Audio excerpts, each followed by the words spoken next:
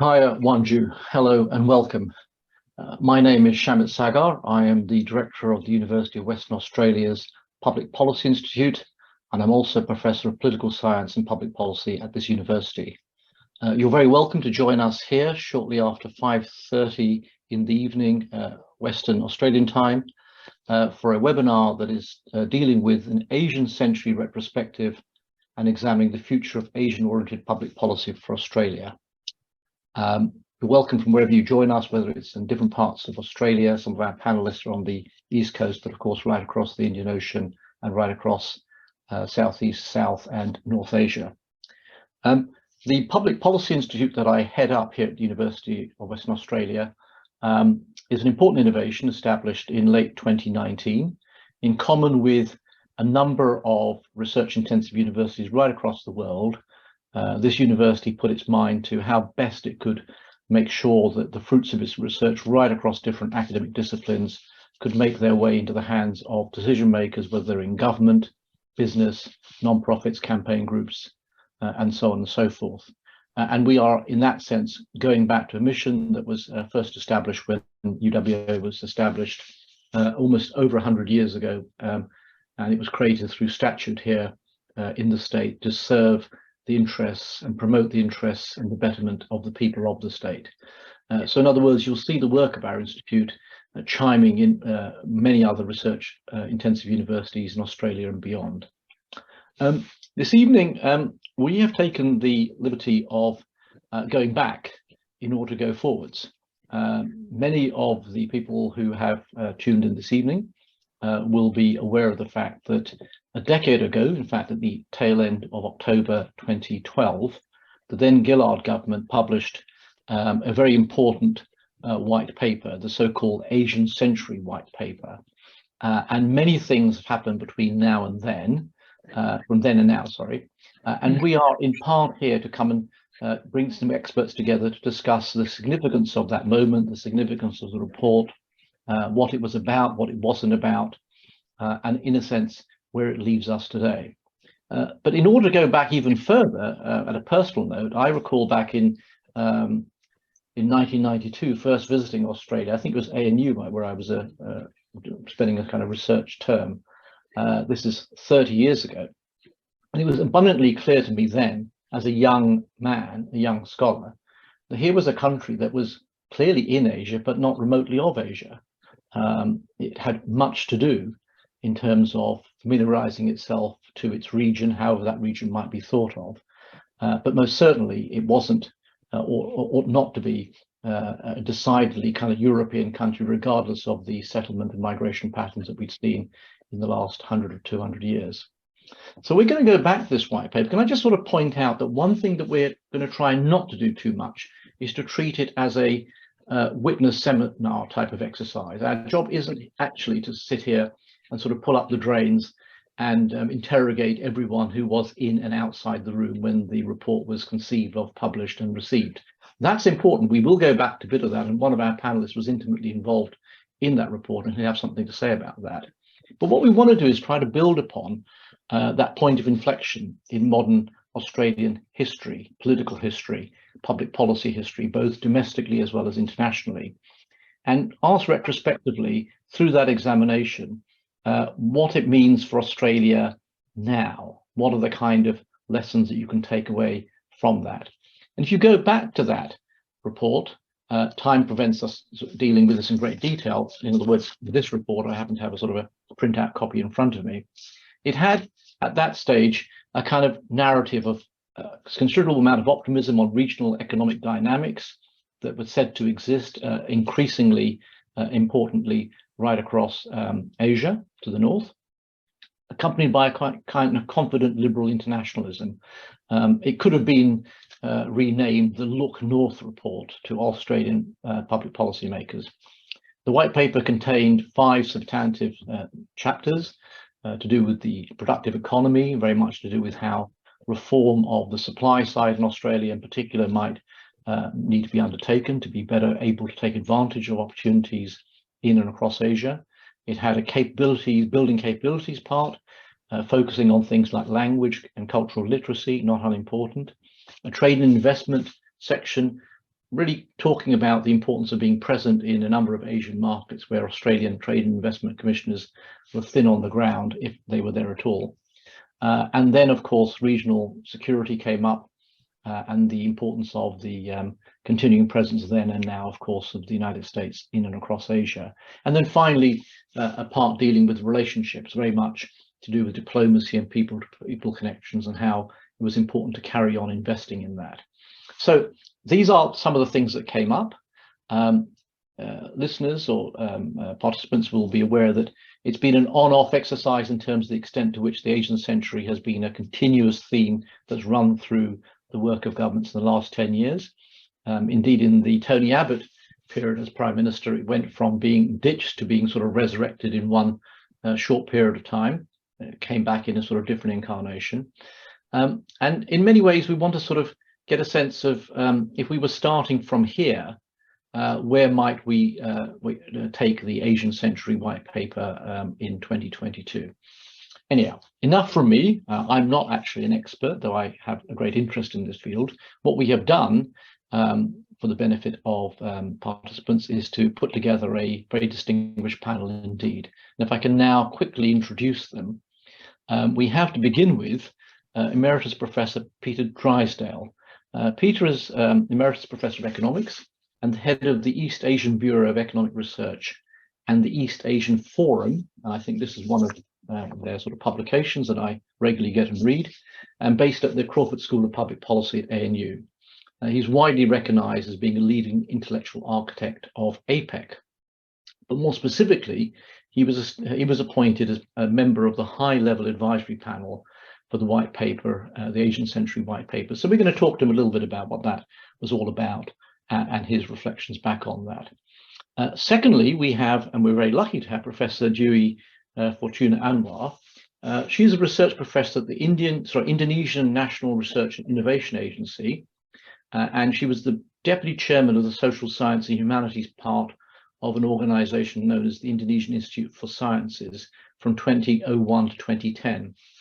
Significantly, she was Deputy Secretary for Political Affairs between 2010 and 15, and from 2015 to 2017, she served as Deputy for the Government Policy Support of the then Vice President of the Republic of Indonesia. She's met on a number of distinguished boards to this day, and she serves on the International Advisory Board of the Asia Pacific College of Diplomacy at ANU. But even more important than all of that, of course, she serves with great distinction on the advisory board of the Public Policy Institute that I head up here at UWA. Thirdly, we have Professor Helen Sullivan. Helen will be known to many scholars in political science and public policy in Australia. Between 2016 and 2021, she was the director of the ANU's Crawford School of Public Policy. And in July 2001, Helen became the Dean of the College of Asia and the Pacific at ANU. We particularly went out of our way to pick Helen to contribute to this because, as some of you may know or may not know, she was the co-editor of a quite interesting book published a few years ago with colleagues of hers, and it was entitled The Public Policy in the Asian Century, Concepts, Cases and Futures, which tried to get into some of the aspects of how public policy may be a different thing, a different venture when we think about being part of and participating in the Asian century. And finally, we have the Honourable Peter Tinley, MLA, from here in Western Australia, where he serves as a Member of Parliament. Peter is a good friend of the Institute, and he was a minister in the first McGowan Labour government, which won office in 2017. He initially held the portfolio of housing, veterans and youth, and from late 2019 till the state election in March 2021, he in fact was the Minister for Asian Engagement. We particularly picked Peter to participate on that because, amongst other things, he was on the front line, and this was part and parcel of his job description on a day-to-day basis. And he has many sort of stories, possibly including war stories, about what it is to be the minister to engage at state level with a place called Asia. But he'll speak for that. And before, of course, entering politics, Peter had a career in the mining industry, but also he was a member, I think, of the Special Air Services Regiment at the start of his career. So we're going to get going now. I think introductions are complete. And the first thing I want to do as part of this to sort of get the discussion going is to turn to Peter Drysdale, Peter D, and ask him and point out that when the white paper back in 2012 was clearly influenced by the observation that Asia's rise was taking place at a tremendous speed and a tremendous scale, and that undoubtedly Asia as a whole would play a pretty significant part in the global economy. Therefore, Australia could not afford to ignore those trend lines. So with that all in mind, the question I want to put to Peter is, did the white paper, speaking retrospectively, focus on the right region at the right time? Well, Shamit, I think pretty obviously it did. What was going on in Asia then, and I guess it's still going on in Asia, was very, very big. Of course, it's a particular relevance to Australia, what was going on in Asia then. Already our trade and connections, with economic connections with Asia, were growing strongly. But the pace and scale of the change in Asia economically was clearly going to have a major impact on the Australian economy and offered the potential for even more benefit from the interaction between Australia and the Asian economy. I mean, the scale of the change was going to lead to Asia becoming a very significant component in the international economy. This was a time after the global financial crisis when Asia was introduced to global summitry through the establishment of the G20 process. That was, simply a consequence of the impossibility of dealing with global problems any longer without the active participation with the major powers in Asia, Japan, Korea, China, Indonesia, and India, as a part of the G20 process. It changed the whole structure of global governance, what was going on in Asia then. And what was to come still was likely to have an even more profound change. And I think we can see over the last decade or so, in many ways that has. In some ways that weren't anticipated and weren't altogether favourable in terms of the geopolitical divide that's emerged across the Pacific. But nonetheless, the premise of the Asian Century White Paper and the focus on the countries that it focused on in the world was a tremendous and prescient significance to Australia. And clearly it was the right focus. However difficult some of the elements of the interaction between Australia and Asia have become in the decade, not the whole decade, but maybe the last half decade in particular. Okay.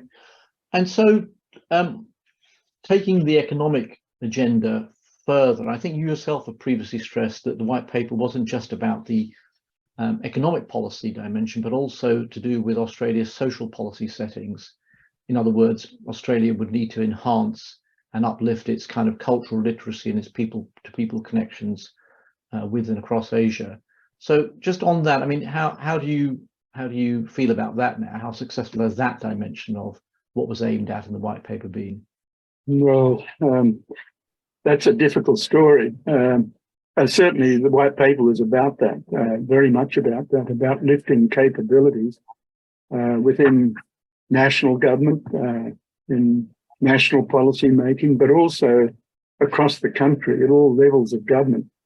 And more significantly, I think, in the community at large, the ambition, the understanding was that there was no way in the world that Australia was going to cope effectively with the changes and the kind of interaction that we'd have to have with the major Asian powers, indeed all of Asia, in the future, unless there was a significant change in, dare I say it, culture in Australia and the organisation of things, institutional capacities in Australia.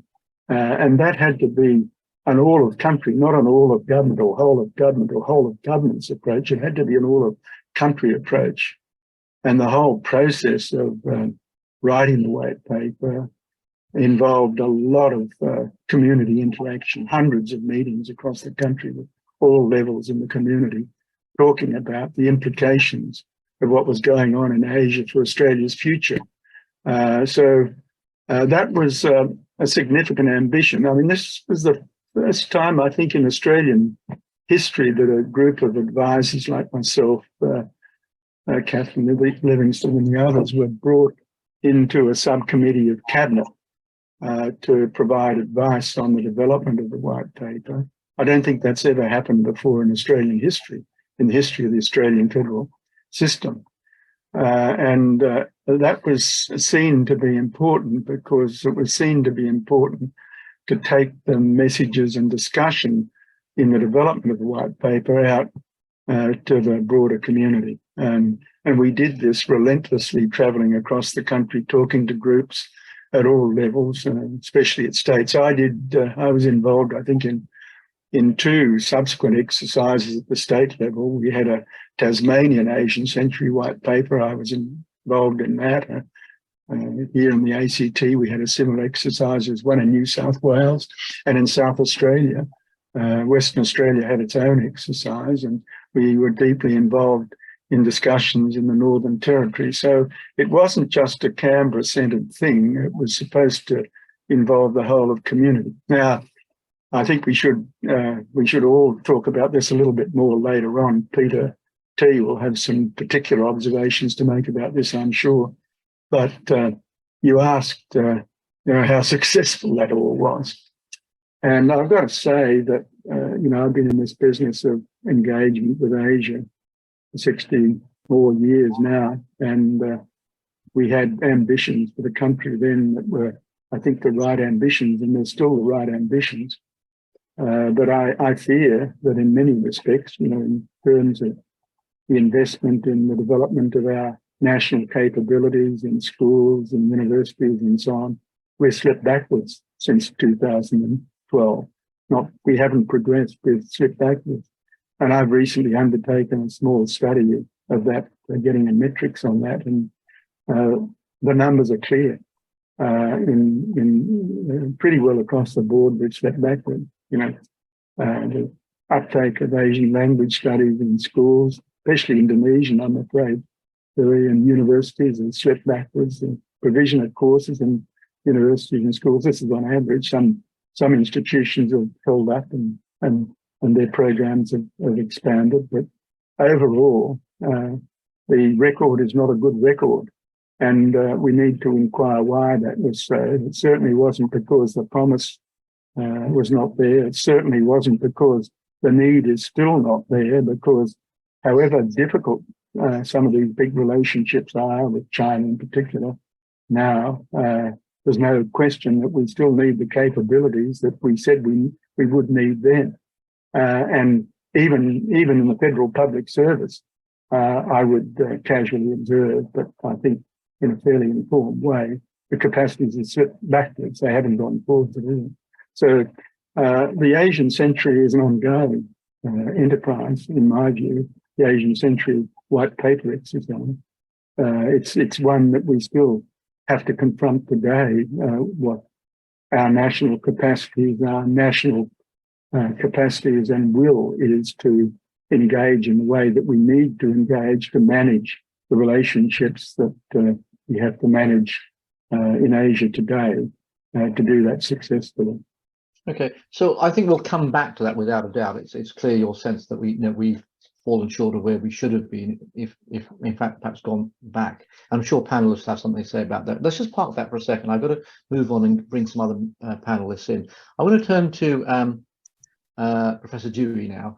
So Dewi, you served in Indonesia's Deputy Secretary of Political Affairs to the Vice President several years ago, and so you frankly had a pretty close-up side seat looking at the Indo-Australian relationship. I think you sometimes commented it's had a slow, faster crash. And so with that in mind, can you just give us a sense of the perspective on Australia from, I'm going to say the Asian region, but let's just say a part of the Asian region. Asia is a very big place, of course, yeah? So from Jakarta, I mean, how is Australia perceived? How would you characterize this relationship in the last, I don't know, 20 years, should we say? I don't think we have the whole day. This is a subject for at least a 2-day seminars. You know, I mean, we have, you know, the relations between Indonesia and Australia. I look at it. You know, it's been described as volatile. It's like a roller coaster. You know, sometimes you laugh and sometimes you cry. You know, I've been in government in and out through very close working relations with us. And in fact, you know, when the relations seem to be too close, that's when you start to get nervous because something happens after that. You know, so you cannot take the bilateral relations for granted. I would say that since the transition to democracy, relations have been easier because unlike in the New Order period, you know, the very different political cultures between Canberra and Jakarta have been one of the major stumbling blocks. East Timor has been a major stumbling block. I think that's another story because I was also in the government. You know, during the East Timor crisis, I sat in the meeting with when Prime Minister Howard and President Habibie, you know, talk about that. And I sat through the worst period in our relations. You know, when Indonesia unilaterally revoked the agreement on maintaining security in 1999. I think that's another story. But coming back, you know, to this period, frankly, despite the campaign that Peter D carried out to socialize the white paper, you know, on Asian century, it was not really very much debated in the region. Because I was not, you know, I was not really very much aware of this. I only started to look at it again when, you know, we are doing this retrospective. So it may be because Gillard's government was not that long in power, maybe, you know, and then there's a change of government after that and so on. So there's not much discussion about it. But for Indonesia, Australia, relations with Canberra is one of the most important. And we consider to be, you know, the Indonesia and Australia are very good friends after a very, very difficult period. There's been, during that time, the high-level visits between top leaders became much more frequent, you know, very different from the New Order period. There's Indonesia's President SBY, for example, visited, I think, at least twice. Yeah, and now President Joko Widodo has visited 4 times already. But coming back to 2012, that was the ambition for Australia to become much more engaged with Asia. And I remember in 2013, I accompanied Vice President Widodo first to visit University of Western Australia, where he was given a Dr. Honoris Causa. Then he and Prime Minister Tony Abbott launched that new Colombo plan. And I think that was part of the Australian desire to increase the knowledge about Asia. And then, you know, there's huge ambitions to improve bilateral ties on all spectrums, particularly, you know, with a focus on economic and trade relations, because this is a bit lagging behind. And so that was really at a very high level. But 1 week after Vice President Widodo returned to Jakarta, we read about the revelations about the spy scandals, you know, of all the Snowden's revelations of the fact that the President Widodo's and the First Ladies and Vice President Widodo's phones and several ministers and advisors have been tapped. And within a very short time, relations started to sour again. So this is always the case, you know, in the relations between the two countries. But on the other hand, you know, there's a strong commitment to build very strong relations. As you know, Indonesia and Australia, Indonesia is a non-aligned country. It doesn't sign security alliances with other countries. Australia is the only country with which Indonesia has signed a bilateral security cooperation. First in 1995, between President Suharto and Keating's government, which Indonesia revoked unilaterally in 1999 in the aftermath of the East Timor ballot. And then, you know, 2006 Lombok Treaty, which again, you know, widened the cooperation, the security cooperation between the two countries. And recently, 2020, Indonesia has signed the with Australia with the CEPA, the Comprehensive Economic Agreement Partnership. But there are still a lot of things that need to be given high attention. Indonesia and Australian trade remains quite pathetic, actually. Given the close relations between the two countries. Australia ranks about 13th or 14th as a trade partner. Australia is not a major investor in Indonesia. Many of the smaller ASEAN countries have larger trade figures with Indonesia than with Australia. But at the same time, Indonesia and Australia continues to be good bilateral partners as well as regional partners within the multilateral framework. The ASEAN-driven multilateral framework. Indonesia looks to Australia as a very important partner for the region. For example, when Indonesia promoted the ASEAN outlook on Indo-Pacific, and tried to interest the dialogue partners, Australia was one of the first countries that threw its support for Indonesia. When we deal with issues of people smuggling, for example, Australia and Indonesia are co-chairs of the Bali process. So there are many activities, that the two countries work very closely together. But maybe because we are so close, because the relations are so intensive, there are just so many stumbling blocks. The issues of people's migrants, when the Abbott government started to push the boats, really irritated Indonesia. When Indonesia executed, the drug smugglers, from Australia, that soured relations. Australia recalled its ambassador home. That was in 2015. So it's not just Indonesia recalling ambassadors. So when Papuans sought asylums in Australia, and that was what, 2006, just after President Yudhoyono made a state visit to Australia, high-level visits, and then after that, again, Jakarta got very angry with Australia and recalled its ambassador again. So there are just so many points where there are converging interests. The big pictures, we are all on the same page, but there are so many issues because of our proximity that sometimes derail relations. So let me just probe this a bit. I think it's fascinating. So, cast your mind back to the late 90s. I was in Canberra at ANU, and the discussion was essentially, what's the odds of success of democratization in Indonesia? That was a kind of a high-level debate going on in Australian foreign policy, and the prospects were mixed. Most experts on any given day were not going out of their way to predict the prospects were very, very high. You could get different sort of odds from different groups of experts, and yet I think the track record has been a remarkably stable democracy considering all the predictions of the late 1990s. So many things have gone well. Both countries have got themselves intertwined with each other, their institutions and relationships.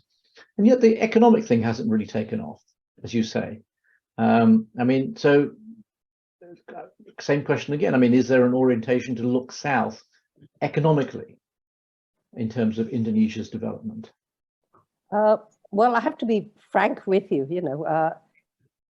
whether it's on strategic issues, whether it's economic issues, the tendency is to look north, because that's where all the major players, Indonesia is mostly focused in its immediate Southeast Asian region. And when we are worried about something, the worries come from the north, not from the south. So in the past, frankly, not much is written about Australia in Indonesian papers. In Australia, it's never part of domestic discourse in Indonesia unless something goes wrong. So sometimes, Australia only gets into the mindset of Indonesians when there are irritants. When there is some problems happening, then it will be noticed. But when things go well, people do not really pay that much attention. Now, when it comes to the economy, this is not really my area. That's more Peter's. We are both producers of commodities. Sometimes we compete. But at the same time, Australia is a major source for beef for Indonesia, also wheat. The relations with Australia, has been quite intense as well. In fact, I would argue that there was a desire, for even when other parts of Australia's got disengaged, Western Australia, which looks more towards Asia, tended to be much more oriented toward Asia. But there have been, I don't know why, but Australia could have leveraged its proximity to Indonesia, to really penetrate the Indonesian market, to be a big player in investment and so on. Why it hasn't done so, I don't know. Maybe one of the reasons is because it doesn't have this, the knowledge. If it knows more about the language, the culture, and so on, and more willing, to engage, maybe it will find it that much easier. But I don't know why, European countries will continue to be bigger player. The UK is still a much bigger player, in the Indonesian economy than Australia. I think our Australian counterparts need to answer that. Yeah. Okay. Fascinating. We're about to come back to it. It's to do with how countries, I guess, read each other and the raw materials of that, that reading exercise. Let's move on. Okay. Let's bring in Helen now. So Helen, I mean, you were involved in this book called Public Policy in the Asian Century, and I was explaining earlier on how you were a natural sort of draw for us in terms of involvement in this webinar. And in the book, you and your co-authors ask, and I quote, "Why have Western models of public policy and administration dominated scholarship and practice, even when non-Western countries have much lengthier bureaucratic histories? Is it possible, therefore, to define an Asian approach to public policy and administration?" These are questions you're putting and things you're pointing out. So I guess my first question would be, is there kind of mileage in that? Is there a kind of grand discourse of the Asian century and the challenges that it presents to consider other models of non-Western public policy? Just talk us through, where your line of thinking was and all that. Yeah, and thank you very much for involving me in the webinar. It's I was going back and rereading the book again today, and so much has changed, so much has stayed the same. The impetus. I've been in Australia for a year when the white paper came out, and it really struck me as something that was incredibly interesting and potentially quite important, but also to me it seemed that there was this gap. There was absolutely a very clear economic focus, as you'd understand, and and also on something that's become increasingly important now, of course, the security focus. But aside from some of the references that Peter's already made to questions of capability, there didn't really seem to be much at all about, well, what does it actually mean to do public policy and public administration in any number of countries in Asia. And at the time, I'd been invited to set up a new school of government in Melbourne, and so it just seemed to me that this was an incredibly sensible thing to start thinking about, and to have a conference on what might this mean, not just in terms of the content of public policy, which absolutely is central, but also in terms of thinking about how do we. Is it important to consider that there might be alternative ways of making and conceiving of public policy and public administration? And that took us into a conversation which we didn't start. There are a number of people, many of whom have contributed to the book, who were already exploring this question of, does the sort of Western dominated model of public administration actually hide and get in the way of some useful, creative, innovative things happening? So people like Wolfgang Drechsler, who's still working in this area, contributed a chapter to the book. And he was one of the first people to try and develop, if you like, a set of ideal types of, if you put something that you might call Western public administration as an ideal type over here, then, would there be something called Confucianism? Would there be something called Islamic public administration? And so he started to try and delve into this. And of course, he wasn't the only one. There's a wonderful woman, Jill Tao, who does similar work in the context, particularly of both China but also Korea, and a number of other people who work in different countries, including Indonesia and Thailand, who are all asking the questions of where do our concepts come from? And of course, where we ended up was that there is this entanglement necessarily between what was going on in China many hundreds of years ago, and where Weberian public administration came from. And so, there isn't, it seemed to us, the typical social science response, it didn't seem to us that there was this very clear-cut set of ideal types. Rather, what there was, and indeed still is a sort of an entanglement of an evolution and a set of encounters between different ideas, between different cultures, that can give you some really fantastic insights into both how people see the potential of public policy and public administration, but also where they identify the necessary limits are. And what it seemed to us had been unfortunate was the way in which that complexity, that nuance, had actually just been overtaken, certainly in public administration and indeed political science, by a very Western-dominated perspective, which presumed that there was simply a universal model of how one understood public administration and public policy, and that was something that European and US institutions busily exported to Asia, and where I suppose the zenith or the nadir of this, depending on how you think about it, was the movement of new public management, which completely transformed how public administration was done in many parts of the world. Of course, began in New Zealand, but was part of a tradition of kind of Anglo public administration. And but with the ebbing away of that, I think what the book started to do through the case studies and through the different contributions was to try and get at, well, what else might we be looking for? It's not as simple as saying that there is this, a block of things that you might term Islamic public administration, but there is no question that if you go back historically, culturally, you can begin to see the way in which there are different ideas, different traditions that become enmeshed and entangled. And that is something that, as I say, a bunch of people who contributed to the book have continued to work on. What's been interesting for me, and I think both in terms of the white paper, but also in terms of the book, that conversation in scholarly terms has probably not moved much beyond the niche that it was already in when we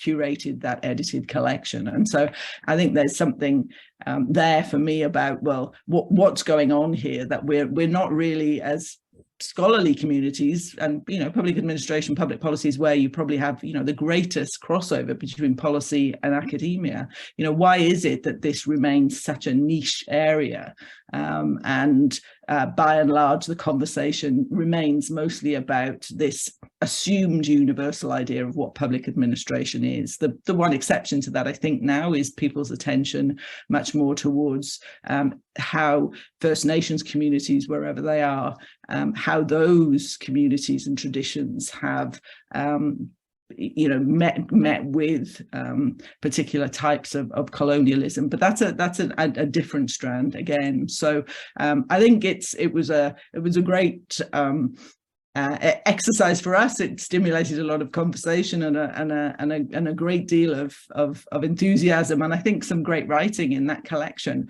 But I don't think it's become as much part of the mainstream conversation as we would certainly have liked.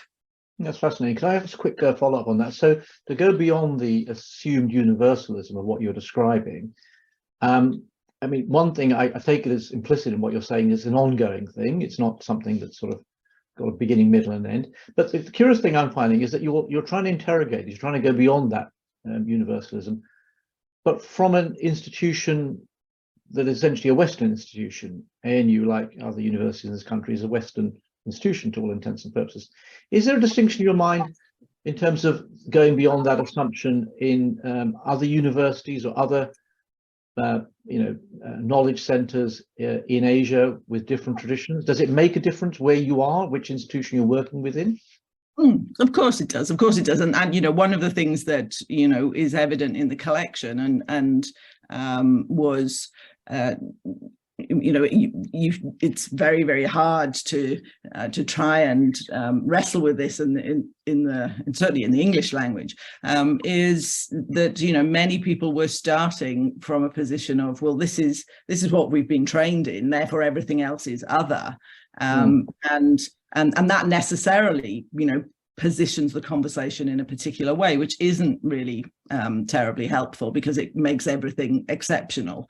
And we were trying to get away from that. Now, of course, one of the ways, and some of our contributors do this, one of the ways absolutely of thinking about things differently is to consider these questions from the perspective of very different places. And we had a number of those encounters and exchanges, both with scholars in China, with scholars and public policy makers in Thailand and Indonesia. And again, it was in China, there was certainly the scholars that we met just didn't really think what we were doing was, you know, all that relevant to them. And whereas certainly in Thailand, the conversation was much less about you know, what Australia might be thinking, but much more about how policymakers in Thailand were thinking about their own relationship. And of course, as others have already said, you know, people would be looking north rather than looking south. But the questions, I think there's absolutely a question of where you are, where you're situated, that the language that you are, that is the currency that you work with, you know. And you know, one of the things that we did was to look at, well, how much in the literature is being published about these issues and questions. And of course, because most of the mainstream scholarly literature is published in English, that we were just looking at a tiny fraction of what the conversation might be. So you're absolutely right. You need to be considering these questions in other knowledge centres, in other places, because those places will have both, as we discovered, you know, either not see the questions terribly interesting or relevant, or see it in a very particular way. Okay, right. Thank you very much. Look, could I just come in on that, because I think this discussion is really relevant to, you know, how we conduct affairs with our different cultured neighbours in East Asia, in Asia more broadly, and of course the intersection of bureaucratic processes of different traditions comes in the conduct of international affairs, most obviously. International economic affairs or whatever.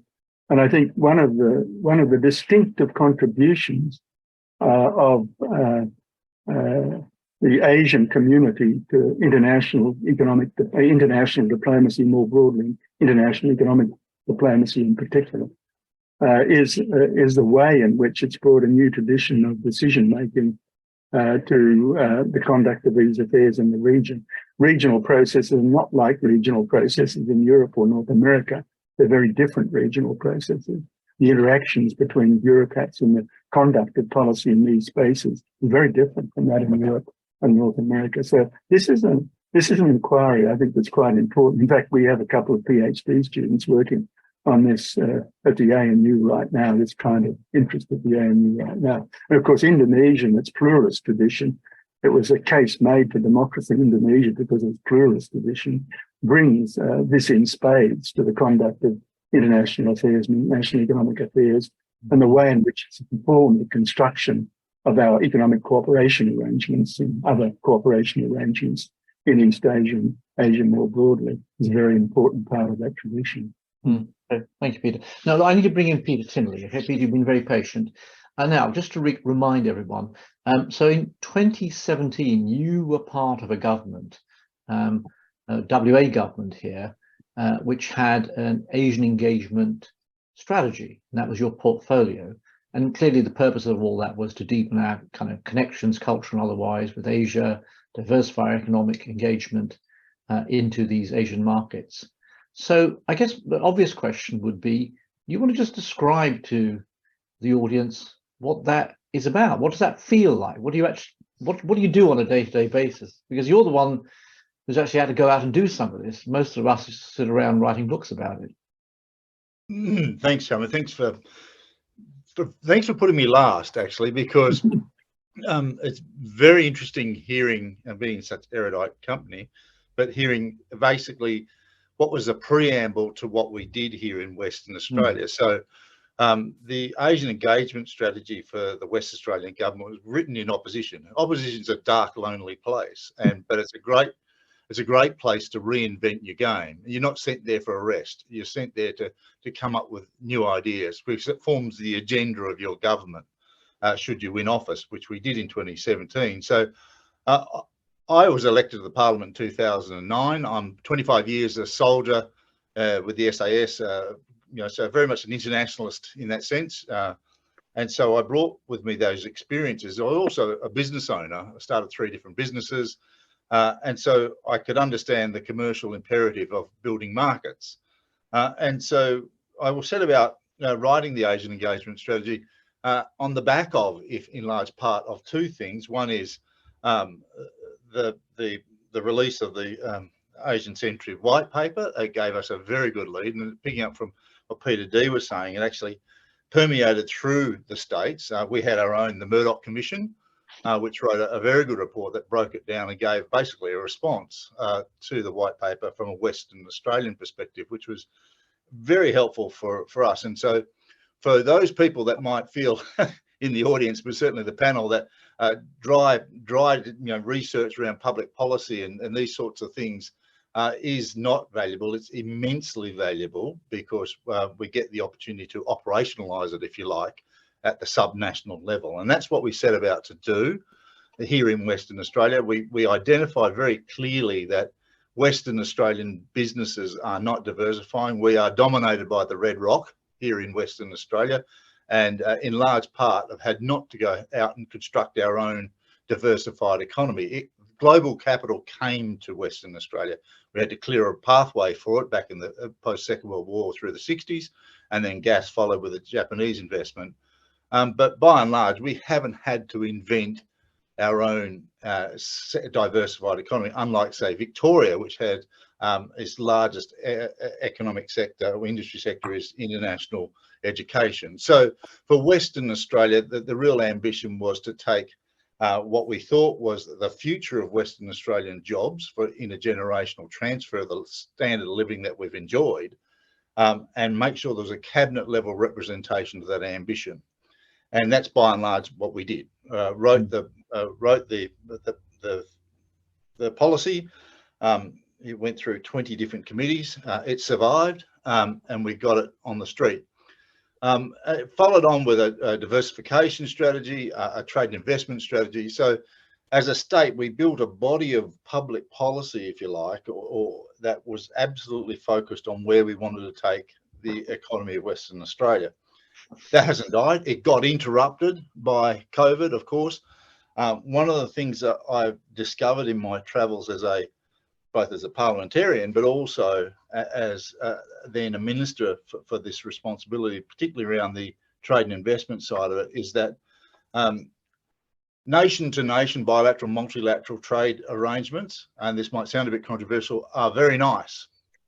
But I remember vividly a Productivity Commission report, and I can't remember the year, that actually weighed them all up and said, well, what net benefit really have they been to the economy of Western Australia, or economy of Australia? And it wasn't pretty, really. And so that troubled me. I want to know why we can do a trade arrangement, which on reading is full of opportunity, and yet we don't seem to be able to generate full value out of it. IHEP is a very good example. I'm chair of the Economics Committee for the Parliament. Right now we're doing an inquiry into our trade relationship with Indonesia as we sit. We've received some very interesting evidence around the difficulties, despite the high level agreements, the difficulties at the enterprise level to actually break in. And this is this regional bureaucracy, this regional approach that Helen was talking about, that they approach these sorts of things quite differently, in spite of what being the headline arrangement. So it's a a hell of a ride, but one of the things I do know is that the layers of government are not integrated enough, particularly between the states and the federal system. Nobody at DFAT knew what our ambitions were. Nobody at Austrade really could say, well, the Western Australian ambitions and priorities are this, this, and this is how we're going to support their policy. So it's multifaceted. The final thing I would say to Shamit is that one of the things we've identified is that culture here in Western Australia, and I'm sure this translates across the country, is fundamentally important to understanding that, yes, they're not looking south, they're looking north. We have to move, in our case, Western Australian businesses away from a transactional model of trade and investment. It's not we make you buy, you make we buy, about participation in a global supply chain. And so that allows us the opportunity to create a differential, if you like, of what we actually bring to the fight. With only 2.6 million people sitting out here in the Indian Ocean, what do we bring to an Indonesian partner, for example, that would allow us to work together to operate inside a much broader regional market and market opportunity? So that's a real fight. It's a cultural fight internally. It is a shame. My best advice was that Murdoch Asian Research Centre was second only to ANU. Unfortunately, it's a hollowed out shell of what it used to be. Same with the Curtin School of Economics as well. Used to have a lovely, vibrant Asian economics program, and that also is gutted. So we've got a long way to go to understand that our future lies north. We need to culturally adapt ourselves to it in a very Australian way, and we're going to create a better opportunity for future generations. That's what's driving us. Yeah, no, I get that. I think people are very sympathetic to the aspirations, the desires. So just go back. I mean, I mentioned in passing some of the war stories. I've heard you mention these on platforms and so on. I mean, and you mentioned culture. So you can have as many dedicated units in universities and beyond that sort of producing this stuff in and beyond the state. Obviously, I'm entirely in favour of that. But you've still got, for instance, day-to-day business culture that has got a very, very specific sense of what it is to make money at state level and actually at national level, given the kind of the billions of dollars we're talking about. How did you cope with that? I mean, how do you begin to engage the mindsets of business leaders to start looking for opportunities in the region, given what the WA economy is already? One of the things to actually do is make sure we just present them with the opportunities. So a state government is the BD section of the company called Western Australia. We are there to develop business relationships, and obviously through people-to-people connections and the cultural social opportunities that present there. It's not all about the transaction. Examples are, though, is government's got to set and maintain the aim. Governments must identify the priorities, right or wrong, typically mostly right, sometimes a bit wrong. For a subnational government like Western Australia, we have a sister state relationship with East Java, for example. It's vitally important that we travelled into the region and had personal relationships and personal conversations. So going, one of the first visits I did was to reinforce that relationship, that sister state relationship, and see how we can further activate on it. And so I visited the governor, Kafigi, and she was fantastic because she was straight at it and said, when I said, how can we do business? What do we need to do? How can we help?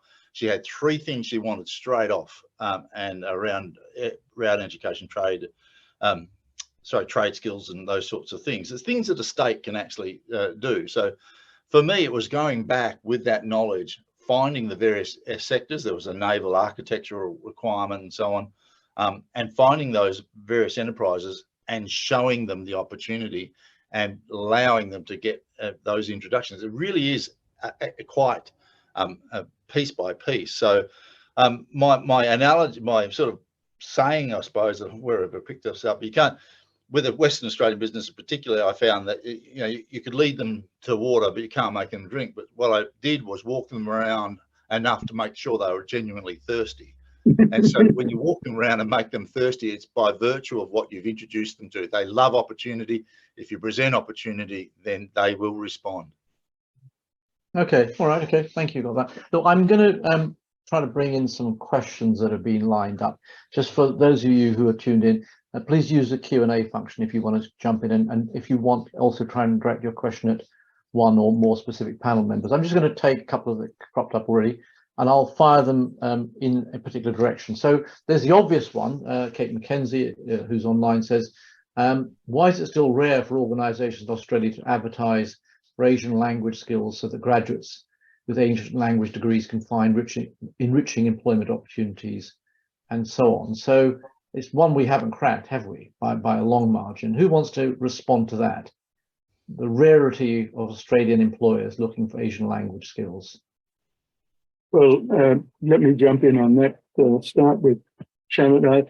I mean, partly it's a thing that Peter talked about, which is the horizon, you know, and actually, Dewi made the same point in another way from the other side.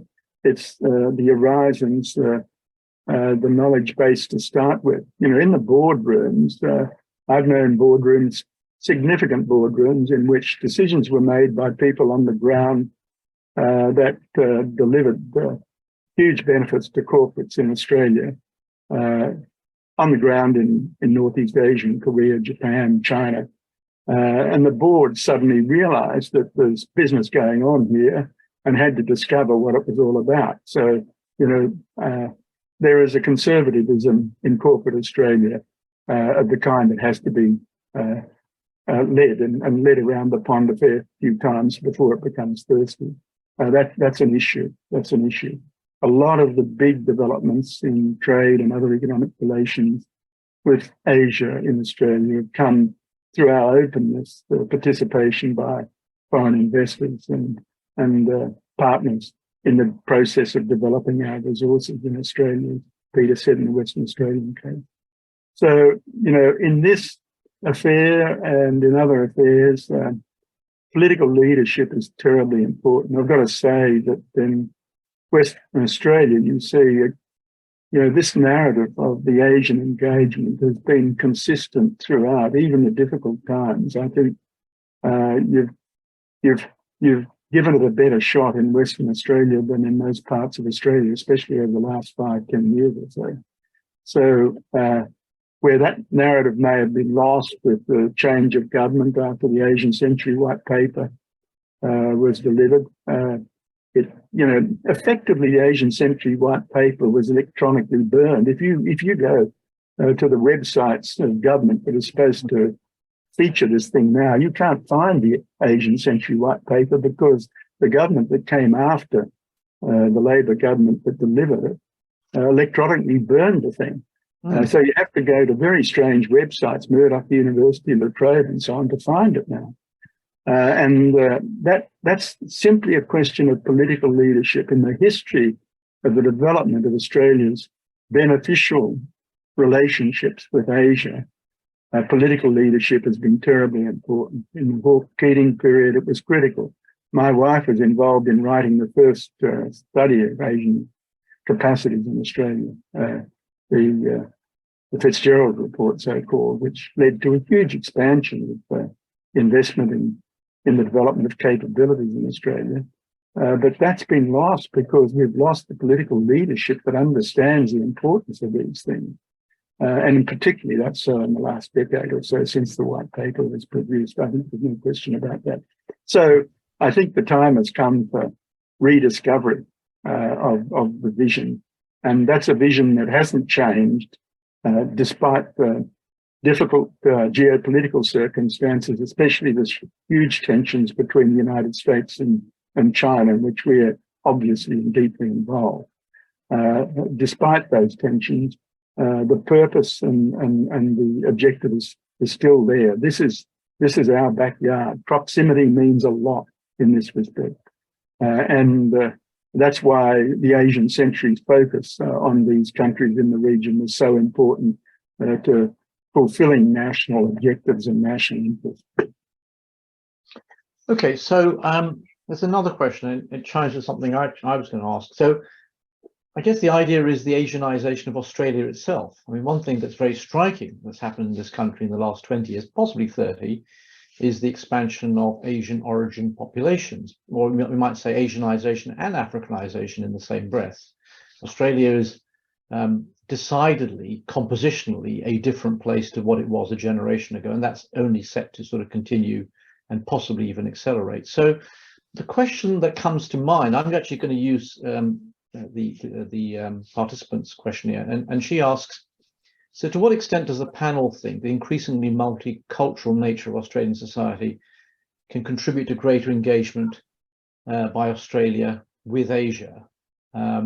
So are the Asian origin populations, descended populations, the diaspora, I guess you'd call them, are they part and parcel of getting this moving, you know, getting some traction? And for that matter, Peter, very quickly, you know, was it part of the equation back 10 years ago? Was that part of what was the thinking going on then? But anyone on the panel that wants to come in on this? Well, the short answer to your question about whether it was part of the equation back 10 years ago, it most definitely was. The multicultural base, you know, the fact that so many Australians were either overseas born or grew up in families that were overseas born and had language capacities that we couldn't develop in the broader population, for example, was so important to realizing the potential. Still is, of course, still is. Anyone else in the panel want to comment on that? Yes, I can. I will, sorry. Dewi first, go on. Yeah, the multiculturalism is, you know, a double-edged sword in a way. On the one hand, there is this expectation that they can act as a bridge. You know, that you are much more colorful, but at the same time, the reports of attacks against minorities, for example, with this during COVID time, you know, we've read about attacks, racial attacks against people who look Asians. Before that, there were incidents of students coming from South Asia coming under racial attacks. That played out very much also in local papers. So there is still this perception in the region that while Australia is becoming much more multicultural, it is not necessarily seen as becoming much more tolerant. And I think there is something that Australia, you know, there is still an image problem there.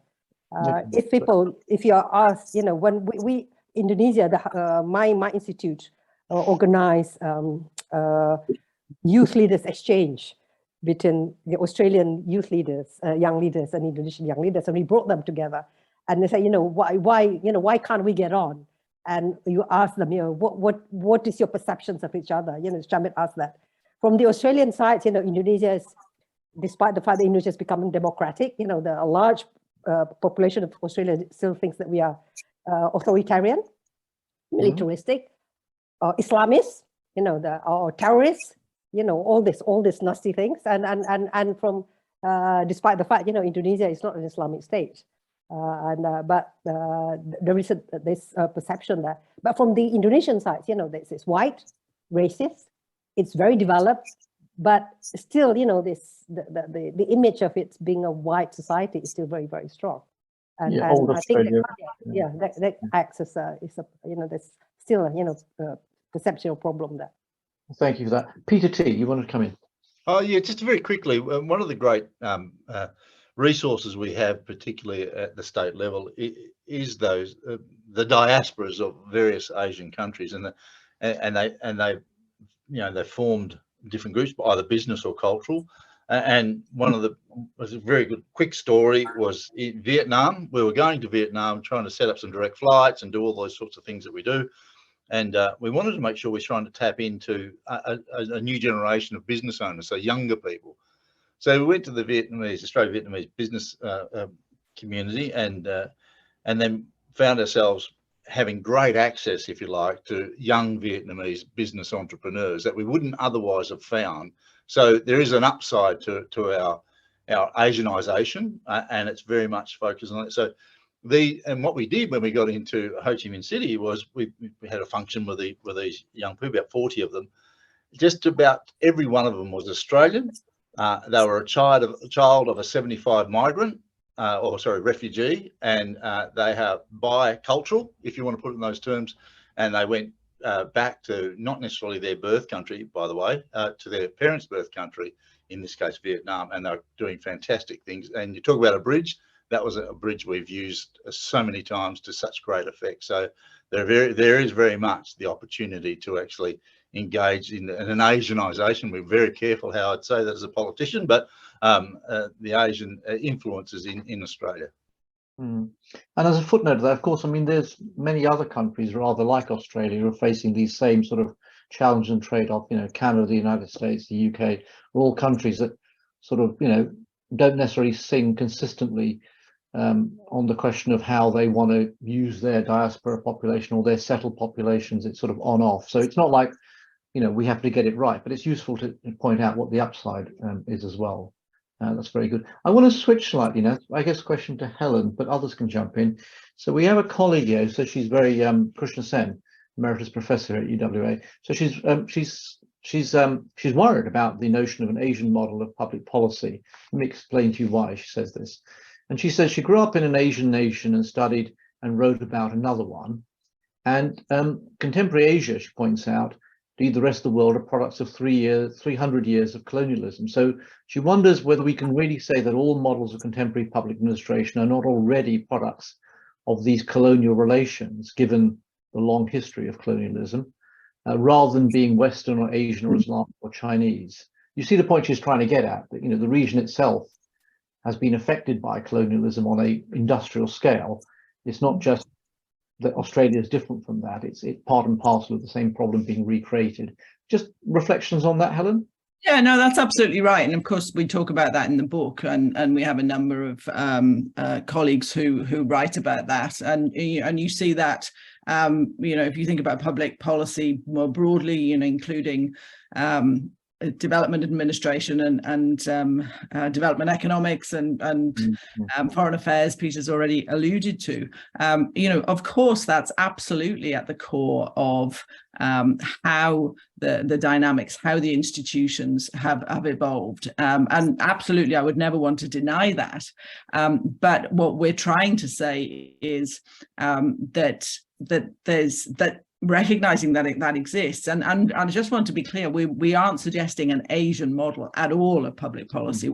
What we were trying to explore was, you know, are there more nuanced ways of understanding why public policy and public administration has evolved the way that it has. Now, of course, colonialism plays a big part in that, but it's not the only part of the story, we would suggest. And what we were trying to examine was, you know, why in different countries, in different places, at different points in time, colonialism would would itself be shaped by existing traditions and histories and cultures. So I absolutely would not disagree with that point at all. And indeed, we talk about that in the book. What we were trying to do was to see if we could get beyond that. I do think, however, that there is something called Western public administration, because it's the thing that, you know, remains dominant in all of the textbooks. And I think it is really important that we challenge this notion that there is somehow this universal idea that has just traveled around the world, because that has, you know, apart from anything else, it just hasn't proved to be terribly effective. So, you know, as people who are interested in making things better, it's important to contest some of those assumptions. No, can I jump here, Shamit? I mean, I'm very interesting, you know, that I would like to read the book, but I would also be very worried if there is, you know, cultural relativism or Orientalism, you know, somehow excusing the practices of traditional Java, of making a living out of your own offices, you know, and that's the root cause of corruption. You know, in Indonesia, we are really struggling to reform our bureaucracy. And I would not like to say, you know, this is Western source or Islamic source or Hindu source. We don't care. The most important thing is it has to be transparent, it has to be accountable, and you know, it has to be gender neutral. So when it comes to the, you know, the process of doing business, whether it's in government, whether it's the economy, you know, what we want Indonesia to be competitive and to be clean, because that what brought the you know, the new order down is that, you know, that high level of corruption, and this continues to be a major evil in Indonesia. I saw that you know, questions about, you know, well, corruption remains something that is a major deterrent, you know, for investors coming to my country, to Indonesia. So I hope that, you know, that saying that, you know, the bureaucratic traditions are different, therefore we need to excuse malfeasance. But on the other hand, the understanding about culture, where in Asia, looking at ASEAN, for example, where people, countries in Asia are not terribly legalistic, where process is equally as important. So it's, don't just look at results and outcomes and very impatient or small talks of getting to know each other. Personal relations are very important. The trust, the personal trust are very important. And that's sometimes why, Western companies find it difficult to get in, because they are not very patient in developing this personal trust. Yeah.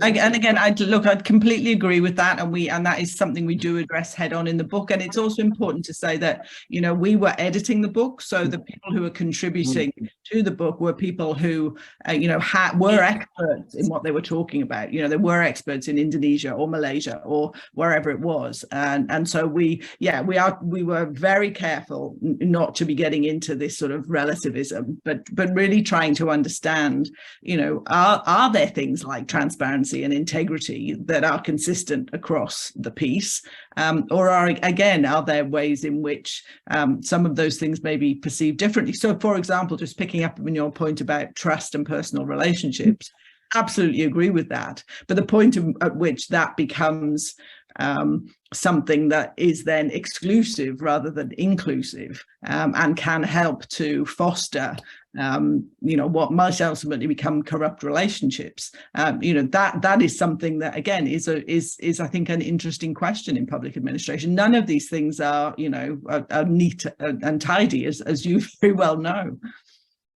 Okay, this is a kind of rich discussion. We actually should sort of organise that as a separate debate at some stage. I can see that going on, and it's got lots of, as I said, very rich components. A quick question to you, Dewi, is Tim has been very patient with his question 45 minutes ago, frankly, my fault. And he simply makes the point that Indonesia often seems to punch below its weight diplomatically, given its population size, a 250 million people. So he says, if Indonesia got more assertive, will Australia be in a good position to leverage that for its own benefit? Over to you, Dewi. Tim, don't wish for Indonesia to be more assertive. When I really, Australians used to be very scared of Indonesia under Sukarno, the confrontasi, and so Indonesia has bent backward to tame it, to domesticate, its image. We do not want to frighten our neighbors. It's true that Indonesia has tended to be much more low profile, and particularly within the region. Within ASEAN, Indonesia has carried out a much more low profile foreign policy deliberately. But I would not say that Indonesia really punches below the belt when necessary. Even President Joko Widodo, who is not terribly interested in foreign policy, he's not a foreign policy president if you compare it to President Yudhoyono. Joko Widodo is mostly focused on economic diplomacy, for example. In the past few years, Indonesia has pushed for the ASEAN outlook on Indo-Pacific. Indonesia is now, the president carrying out the presidency of G20 under very difficult circumstances. So I would not agree with the assessment that Indonesia is really punching below its weight, but it's true that Indonesia refuses to be assertive. Now, coming to Australia, Australia recognizes Indonesia's strategic positions.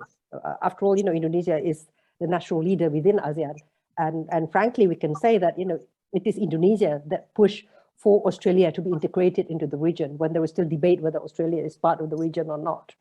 Indonesia is the one that insisted that Australia be included in the East Asia Summit. Some other countries at that time only said that the East Asia Summit should comprise only of the 10 ASEAN countries plus the 3 northeastern partners: China, South Korea, Japan.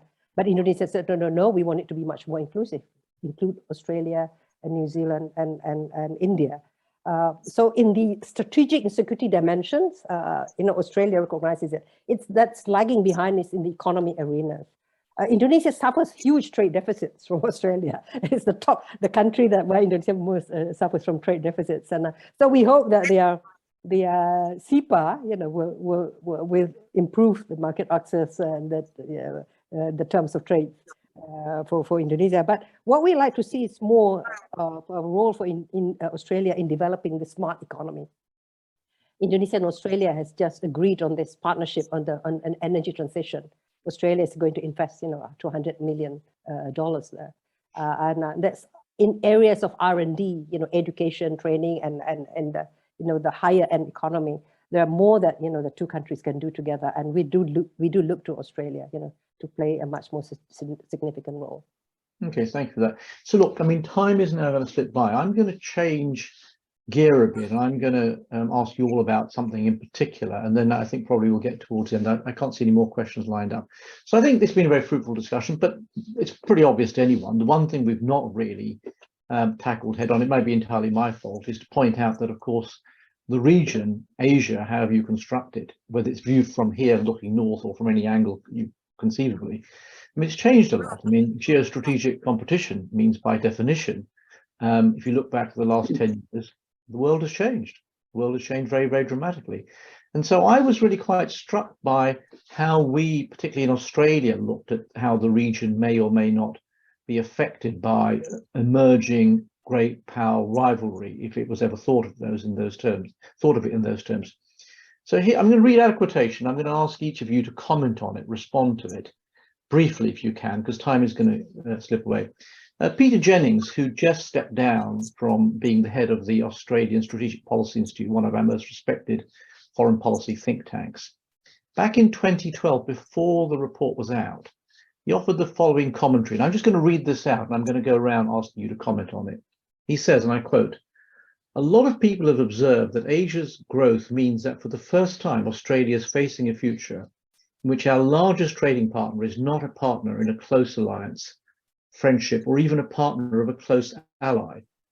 He says, "I don't know that matters much, but it is a development worth thinking about." He goes on to say, "It's desperately important that this white paper should develop that thought. After all, it would be dangerous to undervalue the US relationship as much as it would be to overstate the potential of a closer cooperation with China." These are very prescient words, if you think about it, expressed 10 years ago. How do you reflect on what he was pointing out, nothing more than that, 10 years ago, and how it sort of affected us in the last 10 years? I'm going to start with Peter Drysdale on that, briefly, because time is running out. It was at the base of thinking about these issues then, and it's reflected in some of the discussion around the economic stuff in the Asian Century White Paper.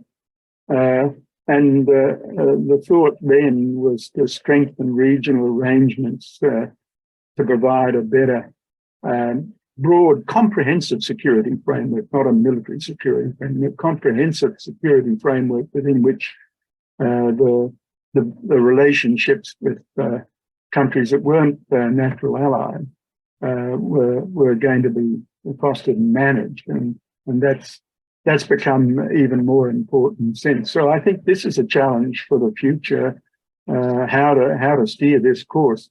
I think we have a government in Australia now grappling with this issue big time, and not yet settled on a way, except a way that certainly accentuates the increased importance of Southeast Asia, Indonesia in particular, in managing these issues.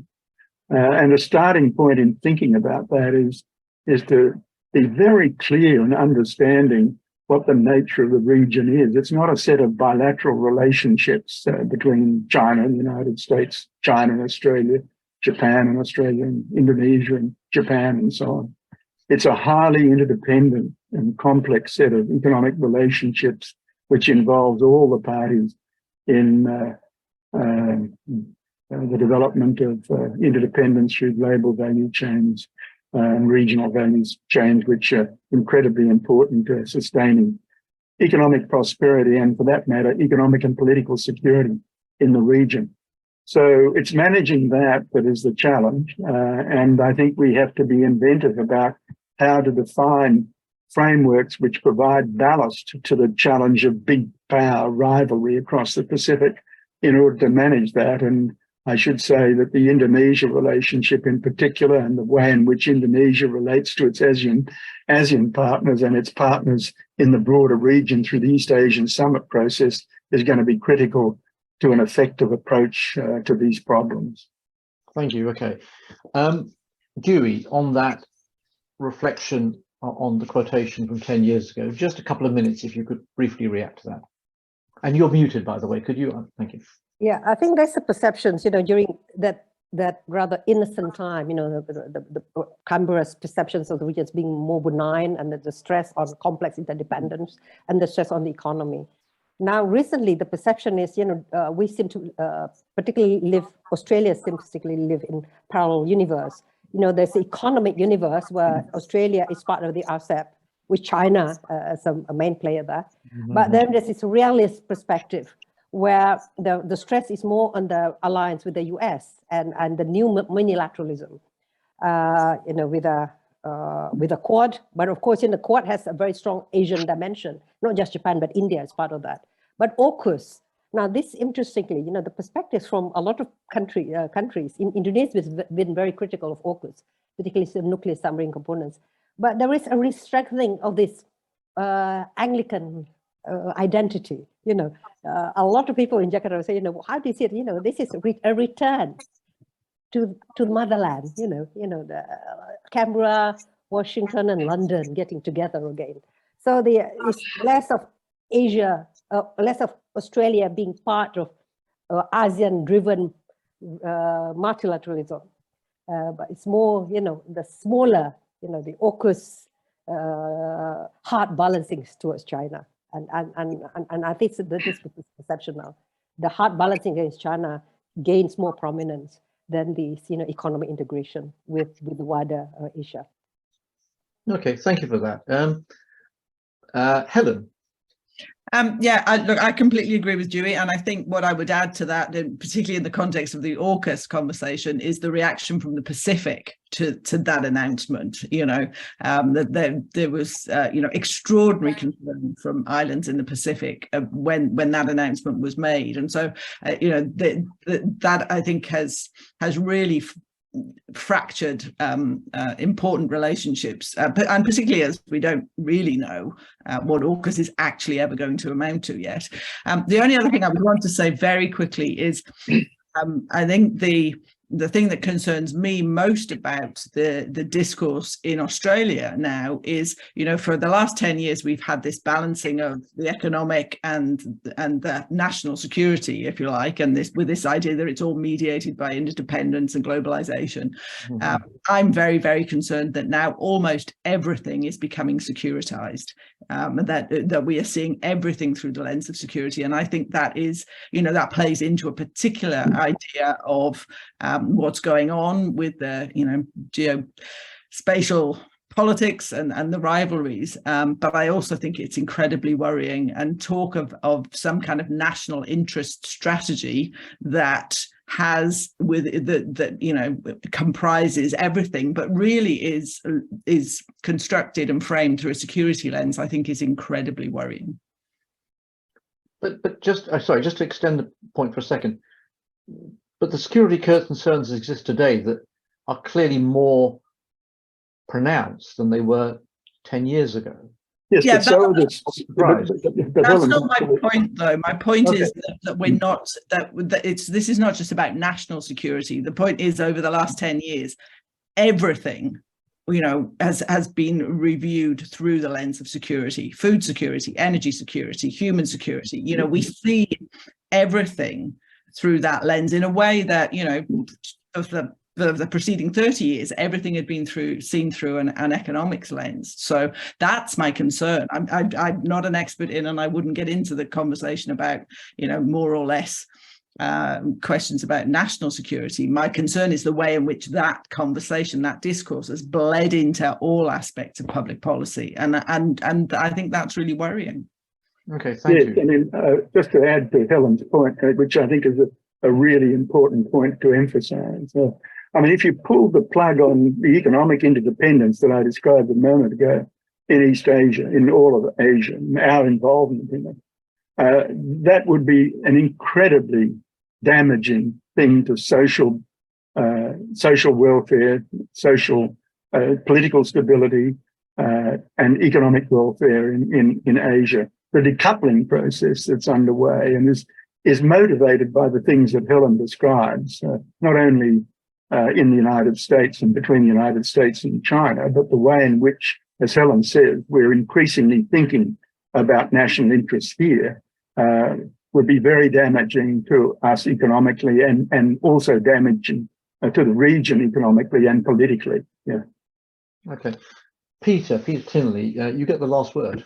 Oh, thank you. Look, I just simply want to quickly add that a lot of this speaks to that cul-de-sac that we're finding ourselves going into, where we see this monolithic thing called Asia, which is just so unhelpful when it comes to these sorts of conversations. And what it doesn't give regard to is the dynamic nature of change inside each of these countries.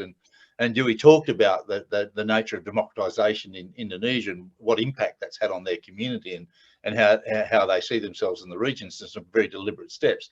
In Australia, once again, it underscores the simplistic approach we seem to have across a community. And as a politician, one of the things you really try to do is build consensus for change. That's ultimately what you're trying to do. And as long as we see ourselves as tethered to an old world view, whether that's true in fact or not, the more we're going to get away from the opportunity of middle powers and all powers within Asia, the Asian region, to give us a hand to actually cut a path that really is an Asian future. And it might sound really tangential, but making sure we include First Nation Australians as part of our culture, as part of our international expression, and becoming a republic is so important, in my view, to creating a narrative that's an Asian orientated narrative, one that actually chimes into the region, not one that's grating against it. Well put. Okay, yeah, very well put. Okay, look, that was that came out just fine. I think we've landed us on the deck just with a couple of minutes to go. It just leaves it for me to first of all thank our panelists, Peter and Peter, Dewi and Helen. It's been a real pleasure to invite you and engage you in this discussion. It's been really fruitful, certainly from our end. Hopefully our audience feels the same way. We no doubt will pick up on some or more of these points at some stage in our program in 2023. We are, as we speak in the Institute, just kicking around or trying to formalize a plan to have a PPI, Public Policy Institute report on Australia's relationship with the Indian Ocean region, and sort of picking up some of these points and also thinking a little bit about what it takes to engage with more than just a country or a small number of countries, but right across the Indian Ocean. Essentially, what do Indian Ocean countries, including Australia, have in common? So please look out for that. That will happen in the first half of 2023. And it just leaves it for me to say thank you for joining us. Thank you for being engaging as an audience, and thank you, panelists, for being very succinct and really very informative and perceptive in how you've approached this. Good evening. Thank you. Thank you. Thanks. Cheers. Thank you and good night. Thank Good you. night. Good night.